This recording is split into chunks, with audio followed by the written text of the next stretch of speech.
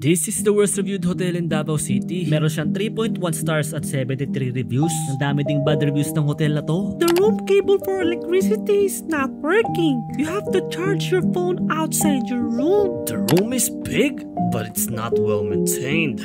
Like there's a lot of broken things, even their shower. Ladies at front asking me to find them a boyfriend in US? What the fuck? Libre reviews like this ay pwede makasira ng isang negosyo. Kasi malay mo, diba? Mga haters lang to. Kaya from Manila, binyahin na namin papuntang Davao. Kami na ang maghahanap ng boyfriend para sa mga taga-front desk. Good morning, Davao! Welcome sa episode 2 ng Davao series natin, pare. Tol, yung pupuntahan natin, sobrang hirap hanapin, pare. Sa Google Maps, dalawa yung pangalan niya. Isang The West at isang The West. Pero tol, iisang establishment lang to. Medyo nababahala nga ako, tol. Kasi out of nowhere, biglang may nag-review ng hotel na to. Almost 2 months ago. Si Bubot na isang beses nang nag-review sa buong buhay niya. Tapos 5-star agad. Pero nang sinerch ko yung pangalan ni Bubot, hindi ko mahanap yung pangalan niya sa Facebook. Ano meaning nun? Tara na, hanapin pa natin to eh. Paano kasi? Nasa kalagitnaan siya ng subdivision, tapos hindi mo pa ma-view sa Google Maps yung street view ng hotel. And since iba din yung location niya sa booking site, ultimo Grab driver namin,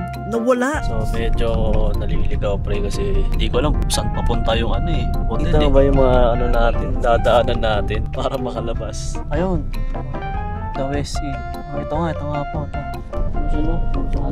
Opo, loob-looban niya. Salamat po.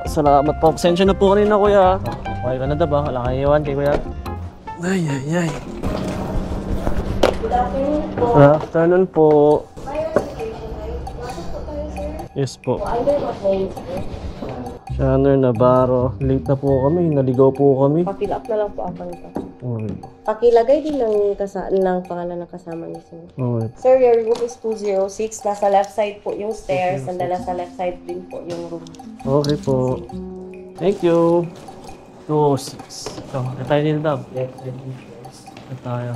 Ay. Bro, totoo, 6. Shit. Wow. Alright, boys and girls. Andito na tayo sa loob, pare. Kung ano yung nabook namin sa Agoda, ayun yung nakita namin dito sa mismong hotel, pre. Maluwag, and at the same time, malamig. Ayun, simple lang yung gagawin natin. Room check! Uy. Pagpasok mo ng pintuan, tol, pare, ang luwag ng space dito, tol. Kama na agad, tol. Kama. As in, sobrang konti lang ng gamit dito sa kwarto na to, pre. Pagpasok na ng pinto, meron ditong pintuan ulit. Shanner, anong nasa loob ng pintuan na yan? Anong nasa kabila na itong pintuan na to? Siyempre may CR, tol. Uy.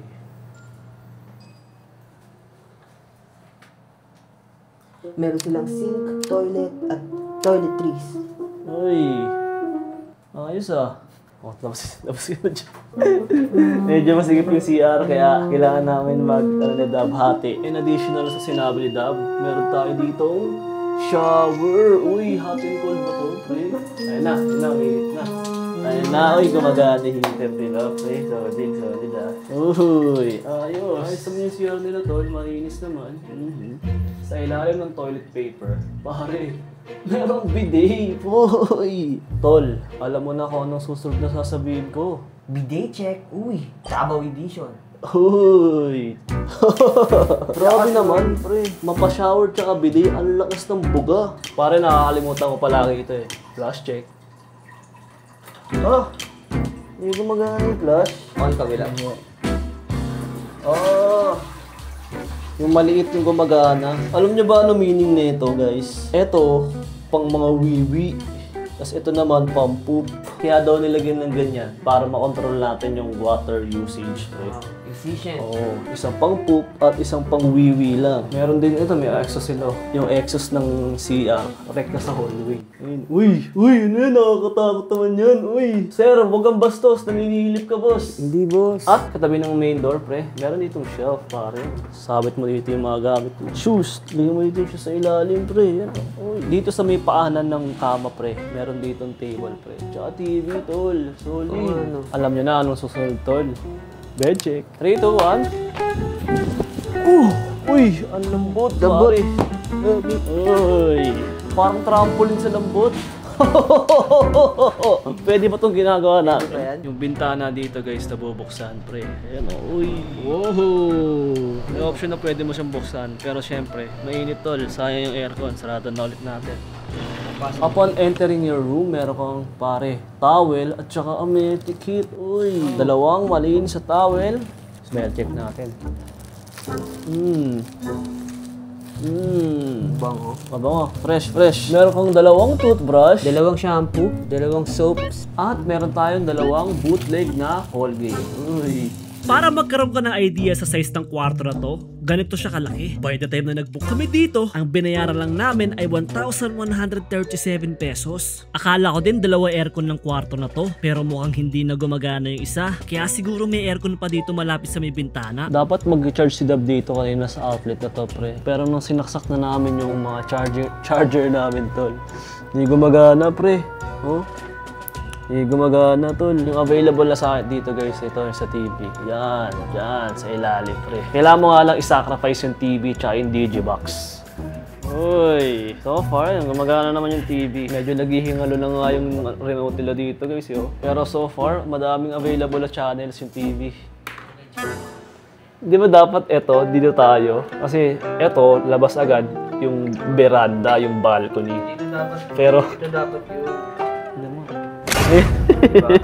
mga dapat, dito tayo, ito yung 206. You are here, fire extinguisher. Sa labas. Ayun yung fire extinguisher. Testing natin. Hallway wise, ayun na, sama. Ano, music video dito? Sige, gawa ka. Sa isang sulit mo, nabulog ako. At ang tunay, sa isang sulit mo, nabulog ako. Hindi ko alam lyrics yun eh. Nakita nyo ba kami? Tingin tayo, hahanap tayo pre na pwede nating makainan dito pre. Mukhang dating tindahan to. Ate, meron po ba din tindahan? Malayo pa daw. Malayo pa daw sabi ni ate. Kahit si ate, aminado. Medyo may kalayuan nga pre. Sabi ni ate, sa labas pa yung bilihan. Siguro mga 15 minutes walk simula sa hotel. Wala ring option na makapag-tricycle kami dahil walang sakayan. At karamihan ng mga dumada na sasakyan dito ay kotse lang talaga. Ano yung labasan daw? Labas ito. Ano po no? Thank you po ate. Ano siomay daw po? Siomay. Siomay. 31? 31, grabe. Kita yung number, mandulugas na din dito. Oo. Hirap naman maging Tagalog. Nagtatanong kami ng ano pong klaseng putahe. Sabi zombie. Sa amin kasi tita mo may mag-ano pala. Partido ang sarap ng siomay nila. Since ayaw namin kumain ng zombie, nagbook na lang kami ng Grab tapos pumunta kami sa seafood restaurant na to. Balita ko kasi maraming artista na ang kumain sa restaurant na to. Meron nga siyang 4 stars at 900 plus reviews sa Google Maps eh. Sinigang, calamares, at ang paborito ko pare, tuna belly. Uy, tuna belly pare. Sarap yan tol. Alam mo ba na kami ni Dab nung pumunta kami ng Cebu, imbis na magkakahain kami sa mga fast food restaurant, kumain kami sa mga karinderiya at local restaurants. Umiwas kami sa mga trending na pagkain at nagtanong talaga kami sa mga lokal kung saan masarap kumain.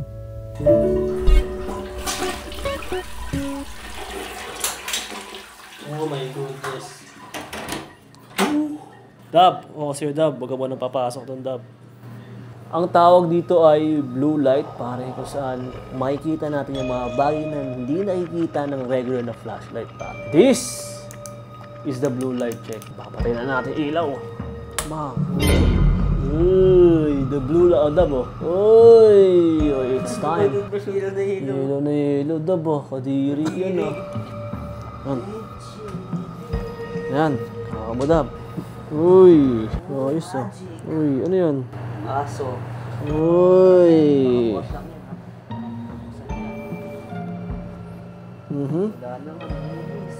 Baliktarin mo nga. Wow. Ang linis ah. Kama ko naman.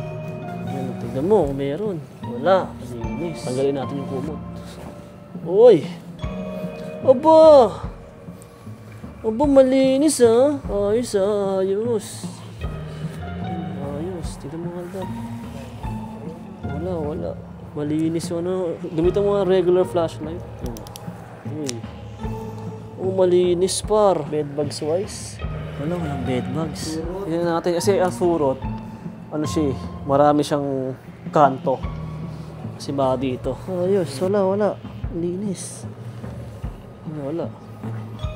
Ano na to? Inner layer na to ng pobre kama. Uy, ano to? Hindi. Oh, may mga stains na.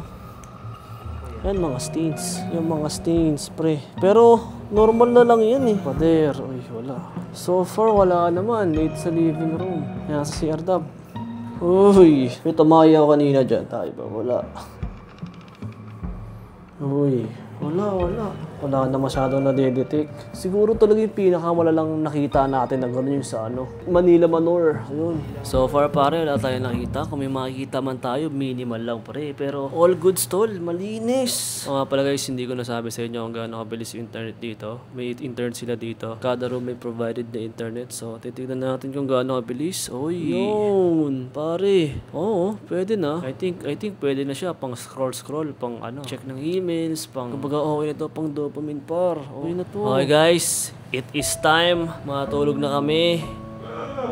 Kasi bukas, try natin yung shower. And at the same time, tignan natin kung masarap ba matulog dito sa kama na to, pre. I mean, confidence level. Siguro mga nasa 8 siya. Alam na ng mga nanonood sa akin yan. Oo, matulog na ako. Si Dab, paglalaro pa. See you tomorrow.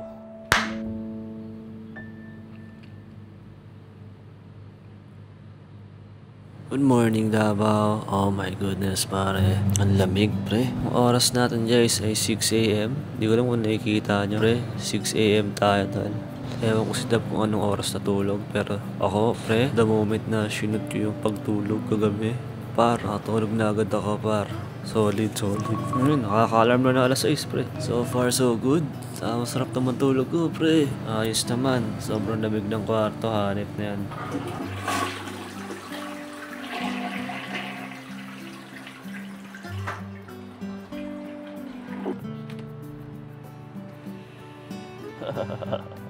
Ito na pare, kuha tayo tubig.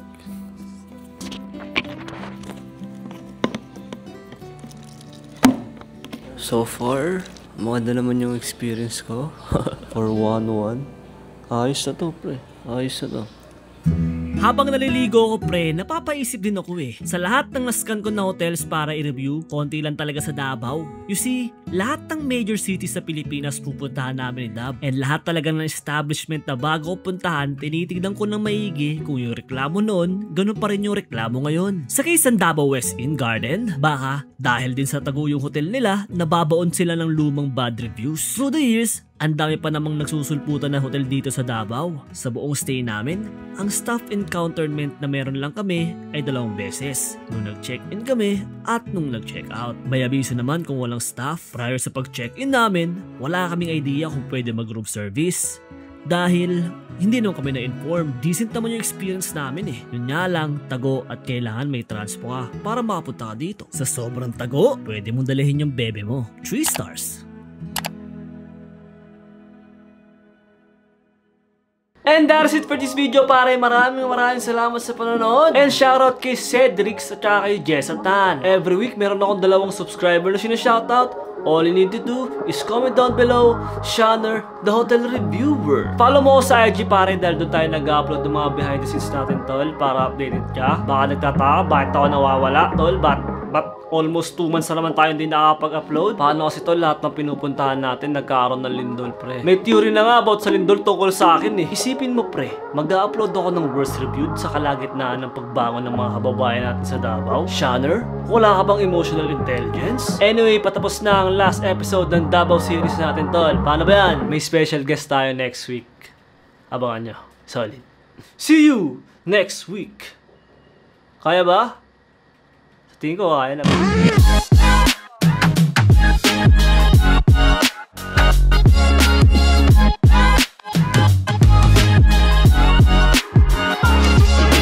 Binigyan kami isang nanonood sa amin.